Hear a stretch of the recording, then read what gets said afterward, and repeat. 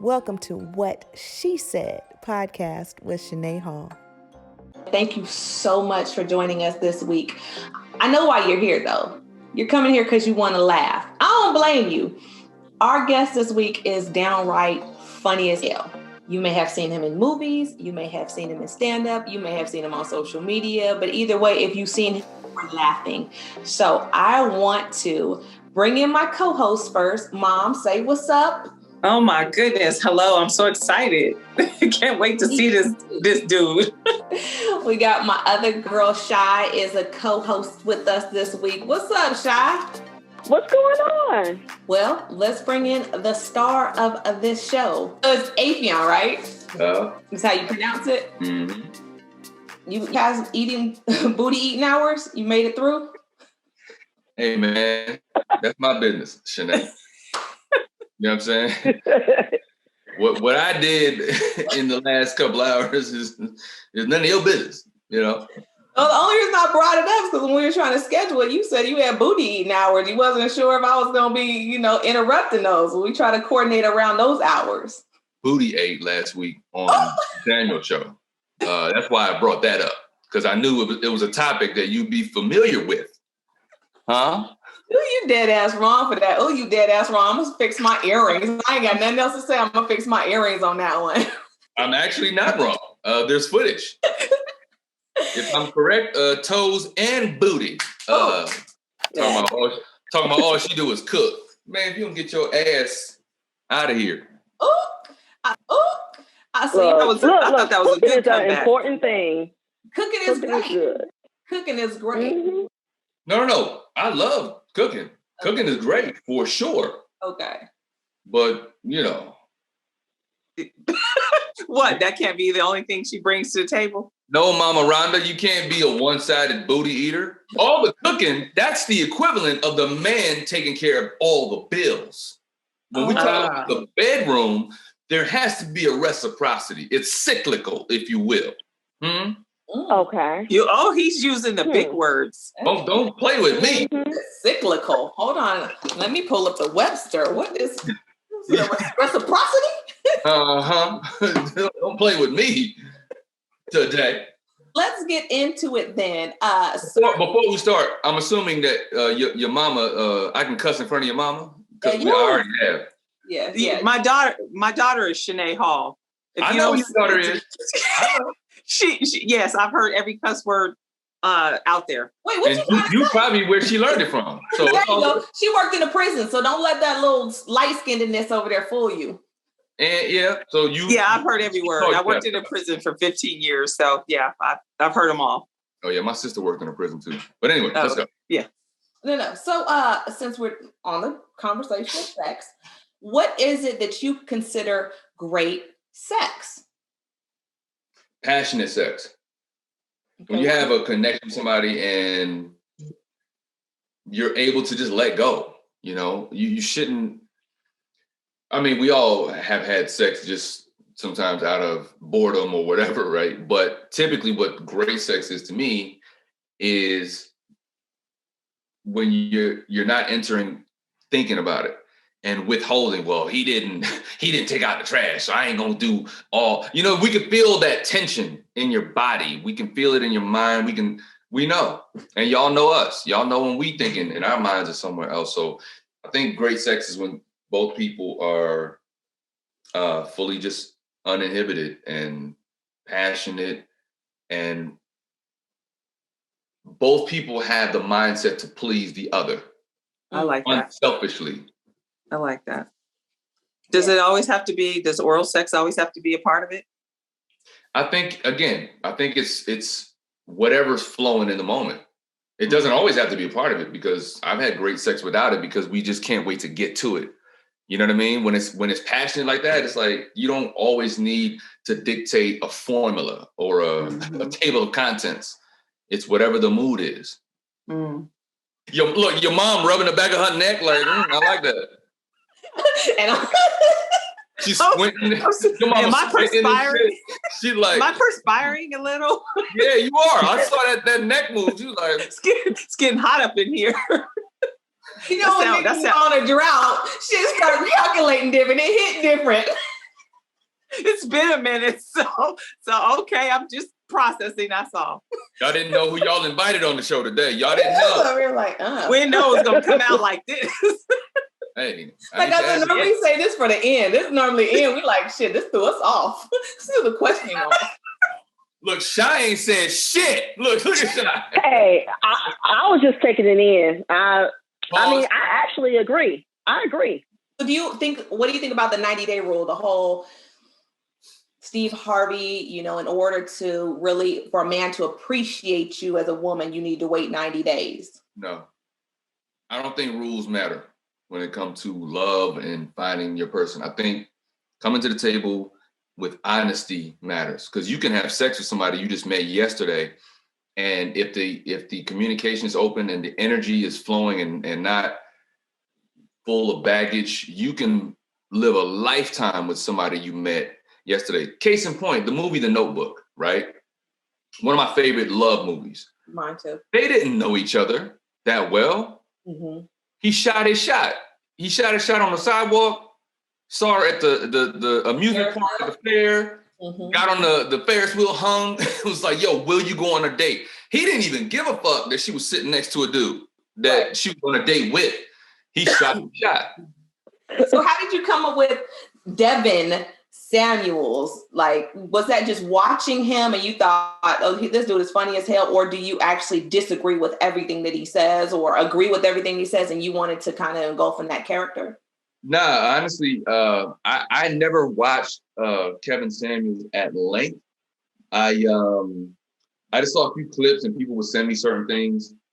And just off of his mannerisms of just seeming like he don't really want to have the conversation, rolling his eyes and getting frustrated, that made it funny to me.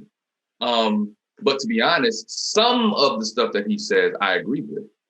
I just think he has a way of delivering it, and it comes off as, it comes off as bashing Black women. It comes off as whatever, this. People have their different interpretations. And then again, I didn't watch him at length, so I don't know what other stuff he has said to different people. But the few things that I've seen, I didn't disagree with. What did you disagree with? The angle of, and for whatever reason, most of the clips that I've seen, it's women who are trying to come on to his platform and prove to him that they are right in how they're seeking dating or whatever. And he's just trying to tell them, look, most of them say they want a rich dude. Right. And he's like, all right, what do you bring to the table? And they sitting up here twiddling their thumbs and they don't bring nothing to the table. He's like, you're being unrealistic. And since you're being unrealistic, let me ask you a realistic question. How tall are you? How much do you weigh? The kind of man that you are looking for normally looks for a perfect trophy type of woman. You don't fit that profile. So if you're not exponentially making his life better with cooking all the food, Shanae, or whatever, bringing life to the table, making his life easier, what else do you bring? Are you that trophy looking woman that a high value man typically tends to go for? So when I hear him saying that, it's like, well, he's not wrong. Look at the NBA. They always have the same type of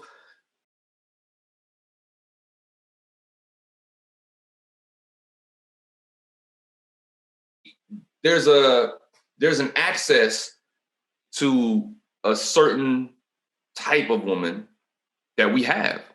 And if you're not pulling up, changing our world, what do you bring to the table? So those conversations are the things that I'll listen to and say, okay, well, he's not wrong for trying to get this woman to be realistic, but it's also not a generalization that you can make because every man is not always looking for the same thing, high value or not. Because I mean, I'm sure that a lot of men, that make a lot of money, that are high valued men, but their wives are regular. Their wives are somebody that they met in college. Their wives are the wife that they thought would be the best person for the job long term. Now, you give the examples of these NBA players who are normally younger, but Game even made a comment on his Twitter account. He said, I'm tired of what the social media bad bitch is. I'm looking for somebody that has a good heart. Fuck the physical. Like, you know, and I'm sure he's being extreme with that. But the concept is, okay, so yeah, bad bitch, but then, and she may fuck the shit out you in the bedroom. But like you said earlier, then what else? What are we talking about? Have you traveled? Are you versed in a conversation beyond sex and sports? Can you talk about politics? Can you talk about, like, none of those things matter when high value men are choosing a potential partner? 100%. I am at the place now where game is. Of course, I want to be attracted to you, but I'm not looking for boss bitch, bad bitch, none of that shit. I don't give a fuck about that. I typically don't want a woman that's so invested in her career that it takes away from what we're trying to build. Like, my career is plentiful. It's busy enough that I want a best friend. I want a best friend. We can go get ice cream together. We can pack our bags, just take off to wherever we want to take off to whenever we want. I'm not looking for that power couple shit because of social media. I think a lot of women have taken that image and that concept a little too far to the left. And I don't know. It feels like, you know, sometimes women get into these relationships and really, they almost live like they're single. So you get into a relationship and still want to just focus all on you. And you'd be like, well, you're my partner. You should just understand that this is my career. This is my goal. It's like, no, but what are we building? Like, I understand you got that. I understand I have this. But if I'm taking time for you, where's the reciprocity in that? So for me, I'm definitely looking for simpler, less complex relationship. Do you care what the woman does for a living? Yeah, I do. Because I'm not going to sign up for something that I know is not going to work for me. If you're an artist, I'm not going to want to sit around at the crib while you in the studio late at night with all these producers and all that shit. No, I'm not. That's not for me. And I'm not knocking that. It's just not for me. You know, I like to be up all night watching movies and eating cookies. So if my lady is in the studio, like, you know, kudos to her, but that doesn't work for me. What are your top 3 requirements that you are looking for? And being in LA, you have the pick of the litter. You know what I'm saying? It's the most beautiful, the tall, the model, the leanest, the whatever. You have access to everything. So what is your top 3 things that you're looking for? And then why are you single when you have access to everything? Peace is top for me. And that's very hard to find in a lot of women. Peace, substance, someone who doesn't have to rely on that beauty or who wasn't trained to rely on use what you got to get what you want. And loyalty. And under the loyalty umbrella is honesty and faithfulness and all that stuff.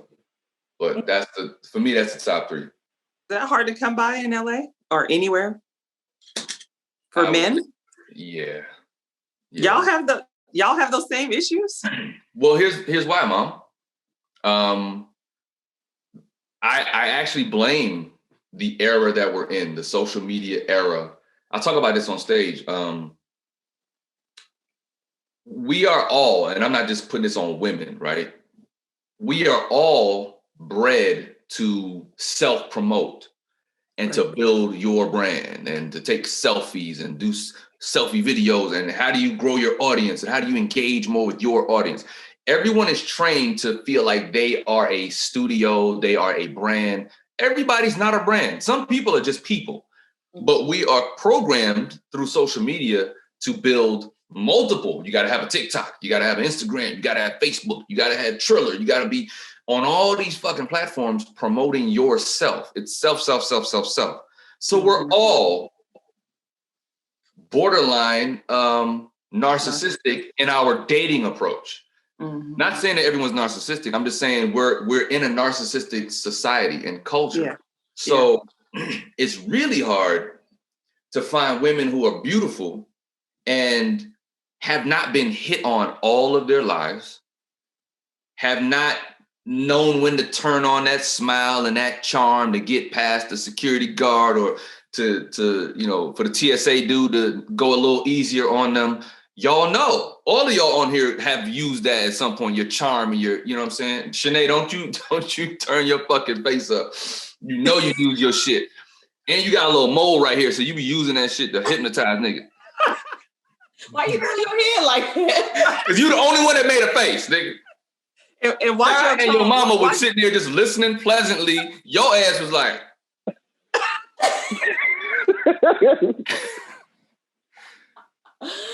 I'm agreeing with you. That's all that was. Well, can you use an agree face? Oh, okay. There you go. There you go. So yeah, all that to say, it is tough to find women who have substance, who don't rely on their beauty to get what they need, and then women who aren't looking at me as an opportunity. I've had that happen a few times, and it's like, I mean, it's not the worst thing in the world. We all should look for a mate that has something that we need to build our lives. But when it stops there, then that's the problem. If you don't bring anything else into the relationship or into the equation, then what are we doing it for? You bring those top 3 things also. Like, are those the type of things that the qualities that you put out there? 100%. Do you bring peace? 100%. Are you monogamous? That's my personality. Am I what? The monogamous type? Oh yeah. I'm the hopeful romantic. Like, I was a cheater in one relationship. I was regretfully that guy. And from that experience, from hurting somebody that I really did care about, I was like, I'm not doing that shit no more. I'm gonna be with the woman that I really want to be with, and if I don't want to be with her, I'm going to be single and do what I need to do. That was a determination I made with myself. That's not to prove anything to anybody. But yeah, from that point on, I was not a cheater, but I definitely dealt with some other issues in relationships, toxicity that, I had to unearth my own shit through therapy to realize what I was bringing to the table that wasn't peaceful. To Shai's point and question. But at my core, like, if you're around me for any given amount of time, I'm a very zen, quiet, peaceful guy. Comedy is my mask. I'm actually shy originally because I was a military brat. I grew up around the world. I was always a new student in a different school in foreign lands, or, locally too. In North Carolina, you go to a new school and everybody's, from the hood, and they looking at you like, who this little new light-skinned nigga? And I used to get bullied and all of that.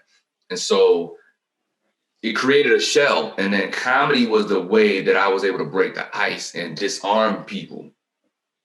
And I use that like a tool more so. So when you say you're dating actively, what does that mean? My mom might say, you got to stop cutting niggas up. She don't say niggas, but stop cutting dudes off at the knees. And I'm like, well, mom, after a date or two, I can see where this is going. So I'm asking you, dating and you see a red flag or something that throws you off, how long do you continue to go and work through or see if you can get past that red flag, or do you?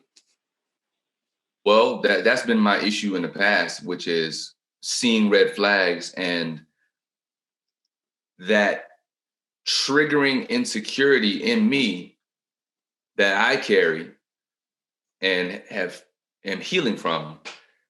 That insecurity says, oh, I need to try to fix that red flag because that makes me feel a little more important and needed. And you keep going. I used to keep going forward through the red flags. Whereas now I'm like you, it's a lot of knees getting cut around this motherfucker, like machete style.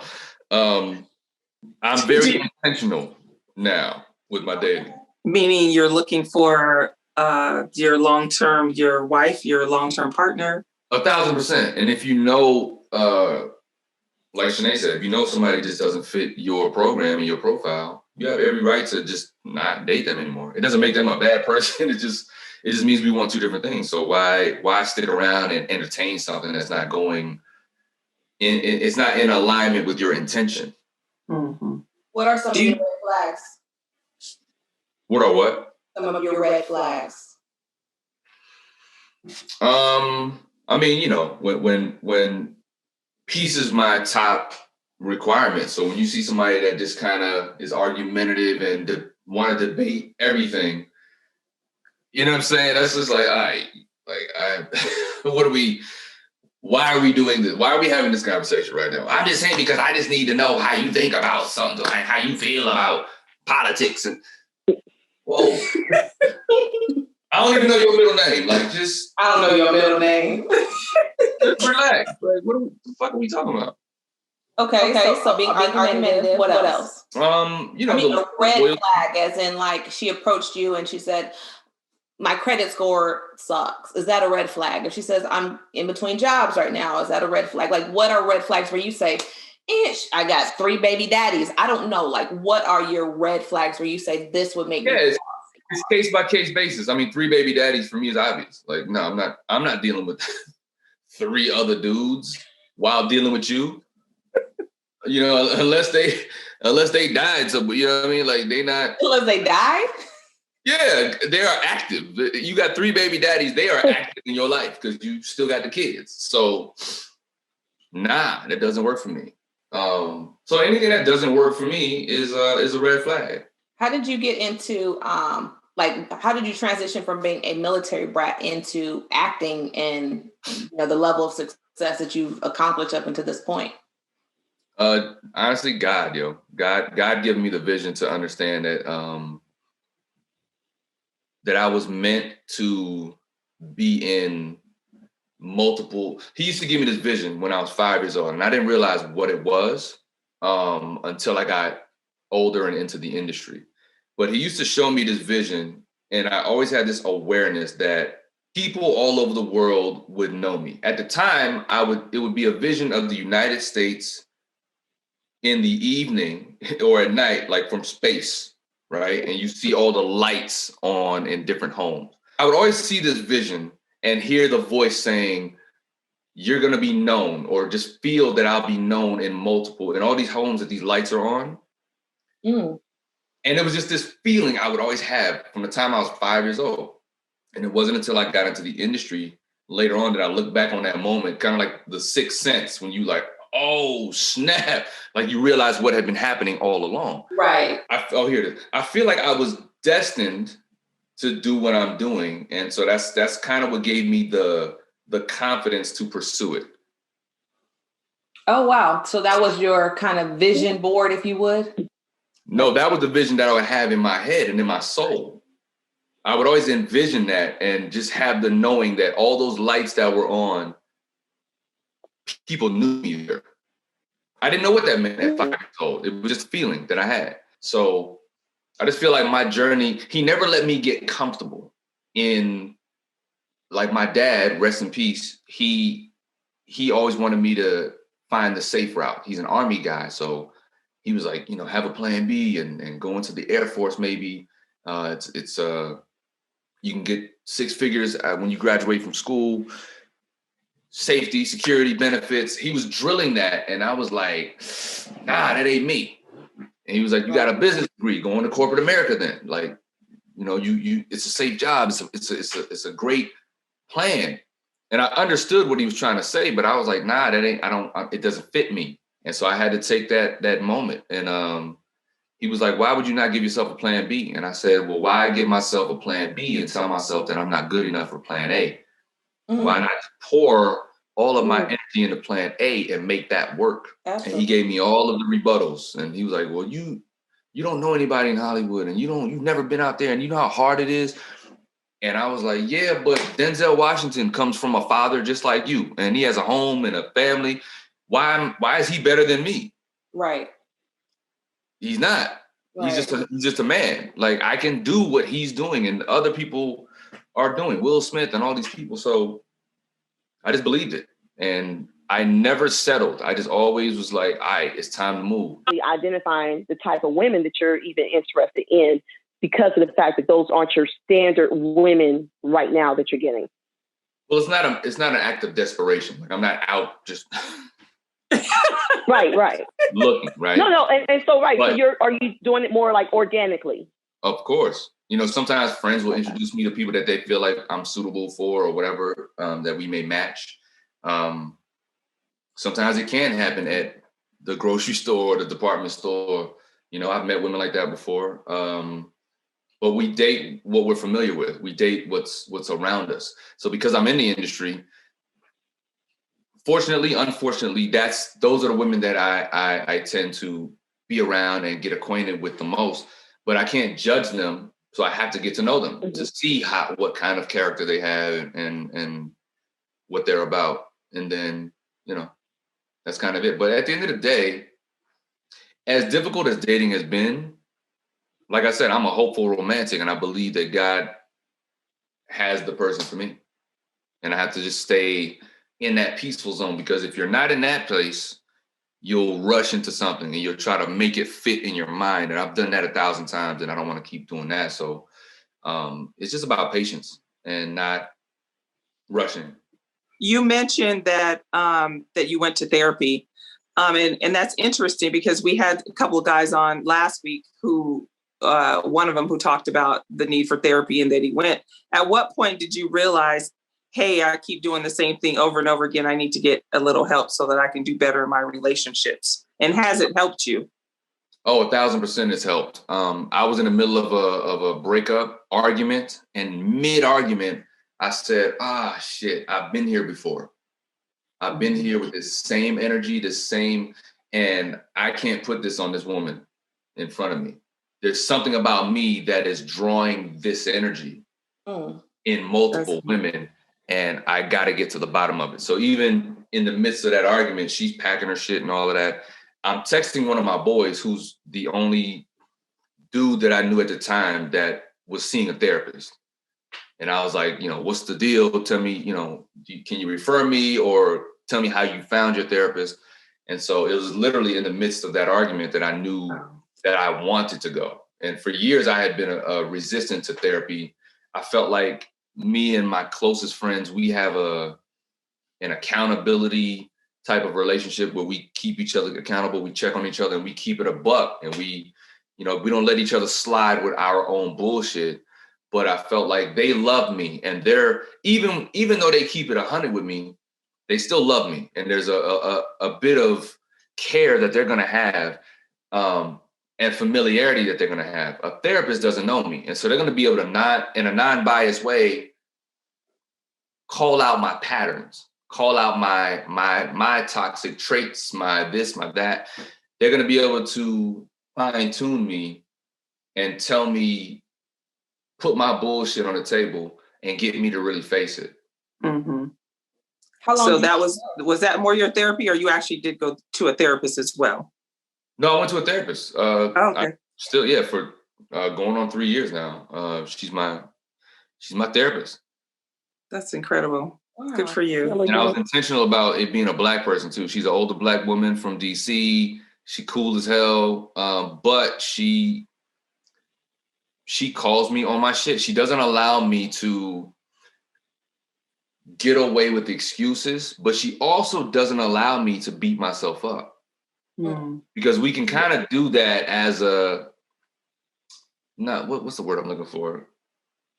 Not false sense of security, but like a pity party kind of thing. Like, I'm going to beat myself up in hopes that you're going to uplift me and make me feel better, that I seem to be sad about my trauma and no, that's not the way to handle it. You know, she's like, accentuate your good points, like recognize the good qualities about yourself while also healing the trauma and recognizing and healing the trauma.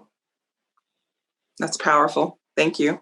Yeah, no, that's good. Now, I want to just briefly transition into something that's going on, and it's prevalent for a lot of people like yourself in the position that you're in. How do you weigh in on like the T.I., the Deshaun Jackson, the things that are happening with them, where you see girls that you and I both know? I lived in LA, born and raised in California.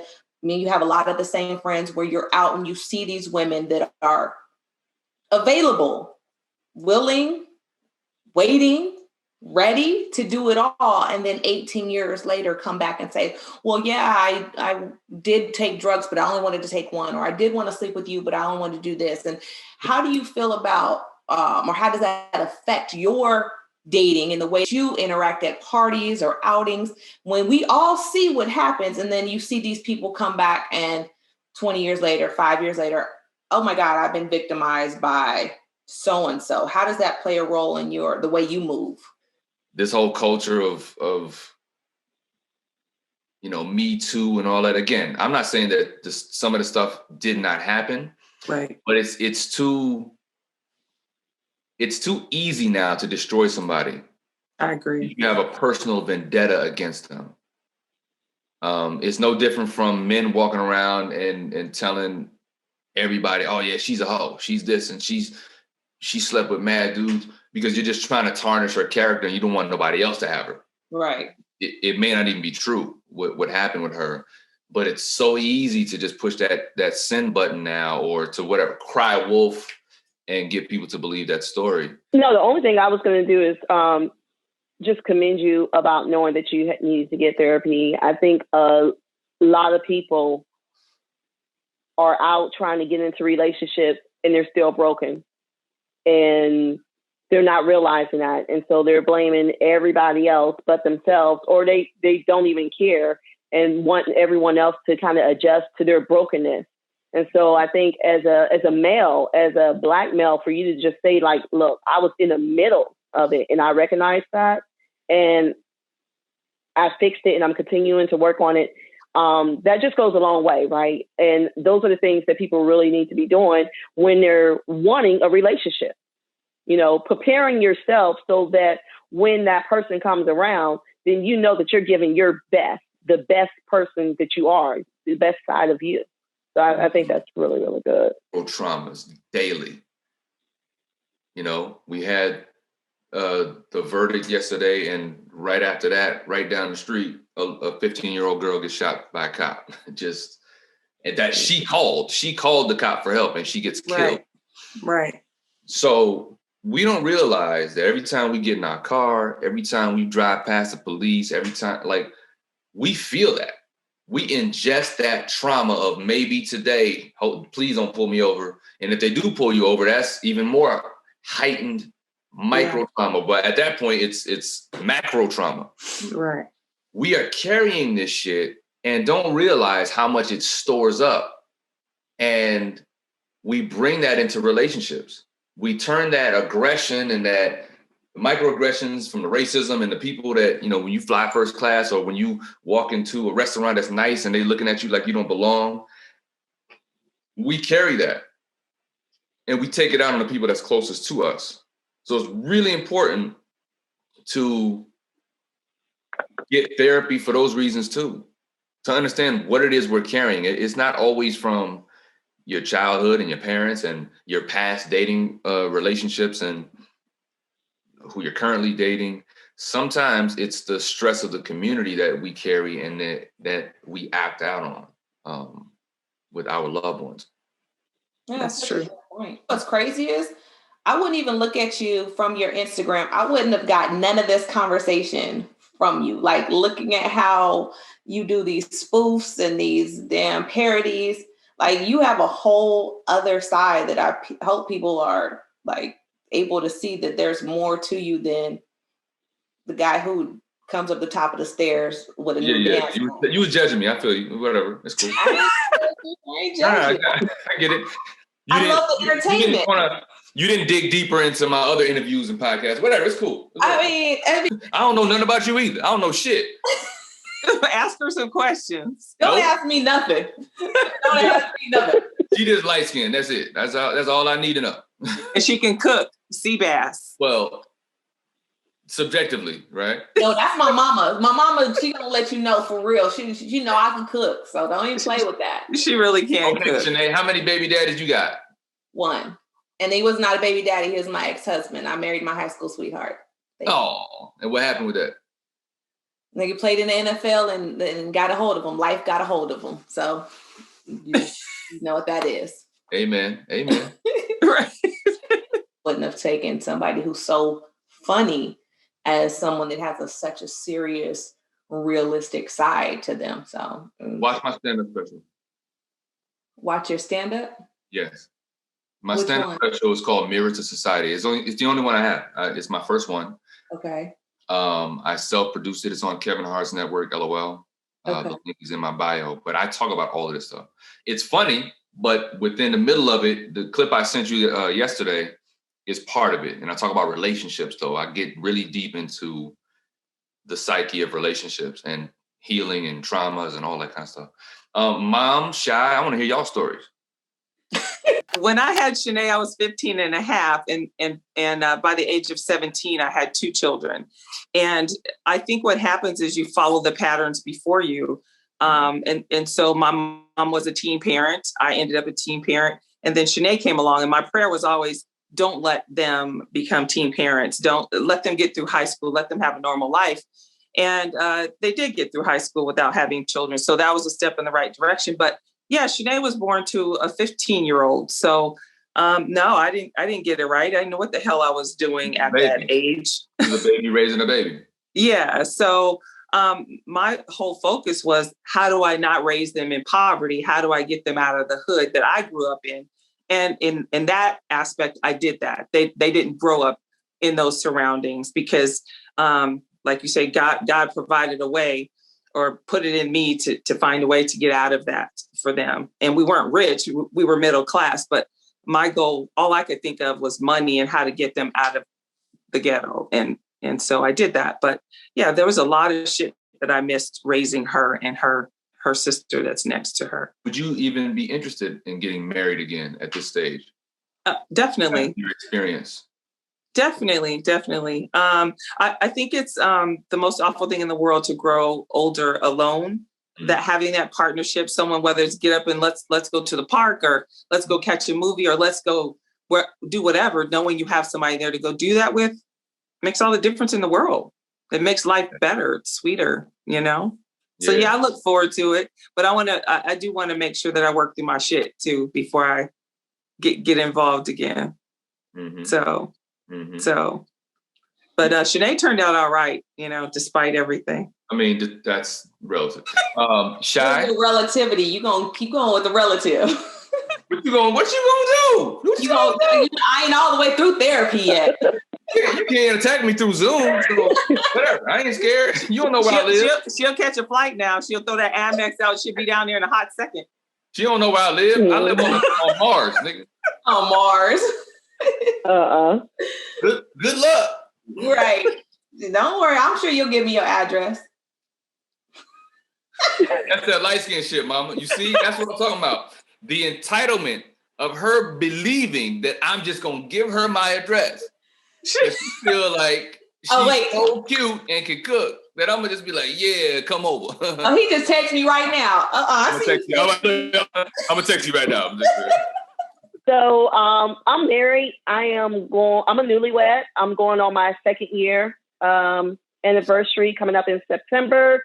And we dated for, I think, maybe 4 years before we got married, something like that. 4 years? So that's a long time. Yeah. Why 4 years? Like, looking back at it now, for me, I was justifying not really wanting to get married out of fear of if it didn't work out. You know, I mean, I know I still file paperwork and do what I need to do if it comes to that, but just that extra layer. So yeah, but I'm happily married. So that's nice to hear. I applaud that. Before I let you go, since you just said that, how long do you think people should date before you transition from dating, engaged to married? Do you have a timeline? Like I said earlier, if you were listening, there's no formula. I don't believe in formulas. I think you should go organically based on the energy and what's presented in front of you. And you'll know how it's flowing. So you could be married in 6 months and you think that would be perfectly fine. Yeah. If it's the right person, it's right. That's great. I love that. Thank you. How long do you think people should wait to get married, Shanae? All that aggressiveness is right, too much. Man, in the camera towards me, Mama. I don't know about that. I don't know. I'm paying attention for you. I think that, you know, Look, you see my face? That's the face I'll be looking at you with. The majority of the time. Why are you so aggressive? Well, let's start with that. Why are you so aggressive toward me? Are you just aggressive in real life, or is it just towards me? You don't like You aggressive. I ain't aggressive. I am sweet. She is aggressive. See? She's kind of aggressive. You've been aggressive to me this whole time. This whole week I've known you, you've been aggressive. Not this whole week. This whole week that I've known you, you have been fully aggressive. So we can call it right here. We are not gonna work out. Damn, that didn't last. Well, there goes that. Anyways, back to your original question. I don't think that people should wait years and years and years to get married at our age. I think if you're over 35 and you're dating, there should be a timeline. Like, you can do it quick, but you can't. I'm not about to date nobody for no 5 years to discover if you want to get married. Like, within the first year and a half, we should know that this is going somewhere. If not, then what are we doing? And just cue up Jagged Edge. If you date a nigga for 5 years and he's like, I mean, we might as well, you know what I mean? Right. we ain't getting no younger, girl. So, I mean, you know. No younger. And I mean. Just meet me. He said, just catch an Uber and meet me at the altar. Meet me at the altar. In your white dress. Yeah, don't forget the white dress. Just bring the white dress. Right. That's important. Right. I love that. You might as well do it. I mean, I just don't think that there's a point in waiting that long. I feel like at this point, I know what I'm looking for. I know the traits and the things that I want to see in the person I plan to be with. And so if it's there and we're on the same page and we feel like we can continue to build, even with, hiccups in the road, if we feel like, oh, I could get over that, I could build from that, I could learn from that, and we're willing to compromise, then I don't see why it would take 3-4 years to get married. I agree. I agree. Absolutely. Yeah. Thank you so much, Affion, for your time. You were amazing. So funny, entertaining, and I got to learn more about you. So I hope our viewers did too. Join us next Wednesday, 7 p.m. for another episode of What She Said. Check him out on IG and Therapy Thursdays with Devin R. Samuels. Wait, so are you going to do that every week now? Yeah, I'm going to do it every week until, I feel that it's time to not do it. Oh, yeah. Shanae, call in again. Shanae, you got to call in again and ask us some questions. I'm done. He grilled me. He talked about my floors being dirty. He talked about my feet. He was hitting me up like, damn, he did you wrong. I'm like, nah, I got it. I get it. What are you bringing? What are you licking on? Right. Want to eat your booty like some dessert? I got it. I'm going to keep me and my on this. Yeah, call in again. Anyway, thank you so much. Thank you. Pleasure meeting you, Mama Rhonda and Shai. Bye. Bye. Bye.